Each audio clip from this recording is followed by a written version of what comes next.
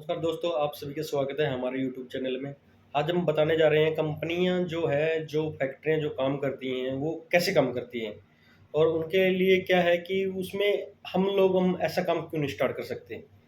इसलिए क्या है कि आपको पता होना चाहिए हमारी कंपनियों में और हमारे जो फैक्ट्रियां होती हैं उसमें क्या काम होता है।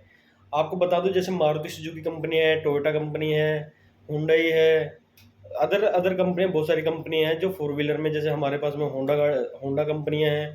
वो कैसे काम करती हैं? उनके पास में खुद का कोई प्रोडक्ट नहीं है। सबसे पहली तो बात ये है, उनके पास किसी के पास खुद का प्रोडक्ट नहीं है। वो क्या करते हैं, अपने वेंडरों से अपने जो सप्लायर इकट्ठा करते हैं, सप्लायर को इकट्ठा करने के बाद में उनका प्रोडक्ट लेते हैं, उनको प्रोडक्ट को चेक करते हैं, उनके सभी पार्टों को असेंबल करते हैं। असेंबल करने के बाद में वो चेक करते हैं, चेक करने के बाद में वो आगे कस्टमर को बेच देते हैं। सबसे पहले बात बताता हूँ आपको मैं, एंड यूजर कौन है। किसी पार्ट का कोई एंड यूजर है, जैसे मारुति कंपनी है, मारुति के बाद में दूसरा सप्लायर है। सप्लायर क्या है, उसके नीचे कोई सप्लायर है, उससे आप रॉ मटेरियल खरीदती है, उससे बना के बाद में मारुति को सप्लाई देती है। मारुति क्या करती है, असेंबल करती है, असेंबल करने के बाद में कस्टमर को देती है, एजेंसी को देती है, एजेंसी क्या करती है, कस्टमर को देती है। कस्टमर कौन है? जैसे कि आप और हम जैसे लोग हैं जो गाड़ियाँ लेते हैं, एंड यूजर उसको बोलते हैं। इसलिए आपको सभी को पता होना चाहिए एंड यूजर कौन होता है। और दूसरा क्या है, कंपनियां कैसे काम करती हैं, आपको बताना चाह रहा हूँ मैं।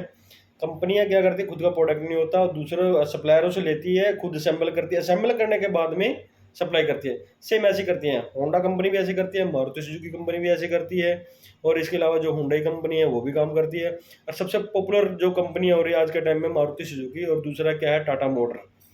टाटा मोटर की सबसे ज़्यादा गाड़ियाँ चल रही हैं और आज के टाइम में तो इलेक्ट्रिक व्हीकल चल रहे हैं। इलेक्ट्रिक व्हीकल में क्या है, ये हमारा जो इन्वायरमेंट है सॉरी, इन्वायरमेंट को सेव करती है ताकि पोल्यूशन नहीं होता।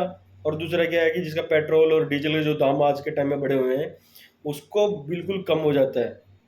और जिससे क्या है कि गाड़ियाँ अच्छी एवरेज दे रही हैं। आई थिंक किसी में कमेंट में अभी क्वेश्चन आया था, गाड़ियाँ बहुत अच्छी एवरेज दे रही है। जैसे कि फोर व्हीलर है, कोई 400 किलोमीटर की दे रहा है, कोई 1000 किलोमीटर तक की, 800-900 किलोमीटर तक की आराम से एवरेज दी जा रही है गाड़ियाँ। अभी मारुति सुजुकी ने अभी अपनी इलेक्ट्रिक व्हीकल अभी रोड पे नहीं उतारी है। आने वाले टाइम में अभी उनकी टेस्टिंग चल रही है, प्रोसेस में है। आने वाले टाइम में बहुत धुआंधार गाड़ी उतारने वाली है, जिसकी आई थिंक जिसकी लिमिट होगी, जो एक बार चार्जिंग के बाद में लिमिट होगी, वो होगी तकरीबन 800 से 900 किलोमीटर के आसपास। एक बार चार्ज करो गाड़ी, 800 से 900 किलोमीटर बाद में आपको देखने की जरूरत नहीं है। और दूसरी बात क्या है कि वो अपना रॉ मटेरियल कैसे, मैं बता देता हूँ वो कैसे लेती हैं। जैसे गाड़ी का टायर है, रिम है, ये सारे सारे सप्लायर से लेती है। और दूसरा क्या है कि असेंबल करने के बाद में टेस्टिंग करती, चेक करती है, चेक करने के बाद में एजेंसियों को फॉलो कर देती हैं। एजेंसियों में अलग अलग कंट्री में भी जाती है। हमारे पास में जो हमारे इंडिया के अंदर में जो मैन्युफैक्चरिंग हो रही है, वो जो जापानीज कंपनी है, पहले तो इंडिया और जापानीज के साथ में जॉइंट वेंचर था, लेकिन अब क्या है, Japanese group, almost Japanese group, India का थोड़ा बहुत शेयर बचा हुआ है, बाकी जापानीज ग्रुप हो चुका है। वो क्या करती है, हमारे इंडिया में मैन्युफैक्चरिंग करती है और अदर कंट्रियों में, इंडिया में तो है ही ये सप्लाई, लेकिन अदर कंट्रियों में भी सप्लाई जाती है। जैसे हमारे पास में यहाँ पे कुछ डिफरेंसेस है अदर कंट्रियों में और हमारे कंट्री में क्या है कि हमारा जो स्टेयरिंग और ड्राइवर की सीट होती है वो राइट साइड में होती है, जो अदर कंट्री में होती है वो ड्राइवर की सीट लेफ्ट साइड में होती है।